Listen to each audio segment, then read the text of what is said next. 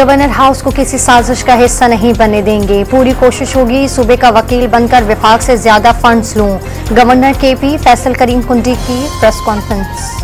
ताकत के बलबूते पर कानून की अमलदारी मुमकिन नहीं, बलूचिस्तान में गैस निकलने के बावजूद फराहम नहीं की जा रही, मुल्क में मेरिट की बुनियाद पर काम होना चाहिए। अमीर जमात इस्लामी हाफिज नईमुर रहमान की प्रेस कॉन्फ्रेंस। मरियम नवाज को फॉलो करते हुए खैबर पख्तूनख्वा और सिंध में भी रोटी सस्ती हो रही है। वजीर इत्तलात पंजाब अस्मा बुखारी का बयान, पीटीआई के सेहत कार्ड को फ्रॉड कार्ड करार दे दिया। आजाद कश्मीर में अवाम का तीसरे रोज भी एहतजाज, हड़ताल के बाईस मार्केट और ट्रांसपोर्ट बंद, मोबाइल और इंटरनेट सर्विस भी मुअत्तल, मुख्तलिफ मकामात पर फौज और रेंजर्स तैनात। शहीद सब इंस्पेक्टर अदनान कुरैशी की नमाज जनाजा अदा कर दी गई।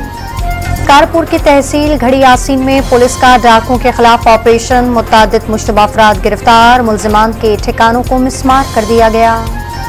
वफाकी वजीर खजाना ने टैक्स नेट मुहिम से किसी सूरत पीछे न हटने का ऐलान, मुल्क को मुश्किल मरहले से निकालने के लिए निजी शोबे को आगे आना होगा। प्री बजट कॉन्फ्रेंस से खिताब। रियाला सिंध का जल्द किसान कार्ड और मुफ्त बिजली प्रोग्राम लाने का ऐलान, सैलाब मुतासरीन के 21 लाख मकानात की तामीर के लिए फंड्स हासिल करने का भी दावा।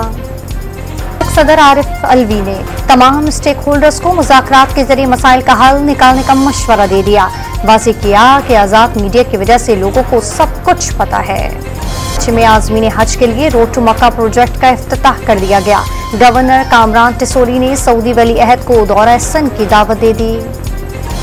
कवाल और गिरदोनवा में मूसलाधार बारिश और यालाबारी, पानी घरों में दाखिल, गिलिया तालाब का मंजर पेश करने लगी। वादिया कागान में शदीद बारिश के दौरान लैंड स्लाइडिंग, शाहरा कागान घनूल के मकाम पर बंद, दर्जनों सयाह फंस गए।